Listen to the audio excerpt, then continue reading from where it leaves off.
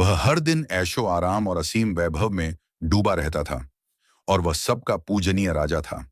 लेकिन अगले ही पल उसे अपने सबसे विश्वसनीय अनुचरों ने धोखा दिया और वह गहरी खाई में गिर पड़ा। सौभाग्य से उसका भाग्य अब भी साथ दे रहा था। मौत उससे दूर रही, केवल उसकी एक टांग टूट गई। उसने कसम खाई कि अगर इस विश्वासघात का बदला न लिया तो वह सच्चा नायक नहीं कहलाएगा। परंतु दोबारा शिखर पर पहुंचना आसान कहाँ था, क्योंकि यह ग्रह वीरान और बंजर था।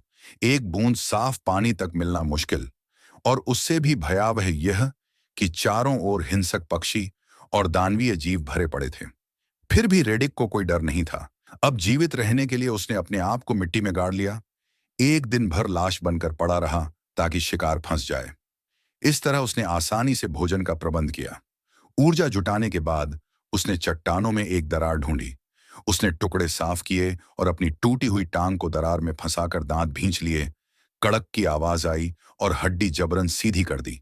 लेकिन दुर्भाग्य से उसकी चीख ने दूर बैठे शिकारी कुत्तों के झुंड को आकर्षित कर लिया। कुत्ते झपटने ही वाले थे। रेडिक टक्कर लेने की स्थिति में नहीं था। वह हाथों के बल पीछे की ओर सरकने लगा।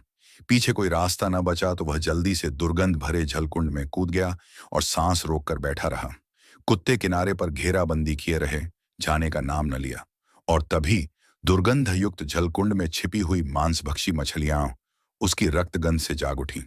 सौभाग्य यह था कि वे मनुष्य भक्षी नहीं, बल्कि किसी बाहरी ग्रह की सड़ी गली मांस खाने वाली मछलियां थीं। रेडिक उन्हें भगा नहीं सकता था। वह चुपचाप पड़ा रहा। मछलियां उसके शरीर के आसपास तैरती रहीं। अब उसे अपनी सांस पर नियंत्रण रखकर शिकारी कुत्तों से धैर्य की लड़ाई लड़नी थी। कुत्ते थककर हार मान गए और चले गए। तब जाकर रेडिक धीरे से पानी की सतह पर आया और जान बचाई।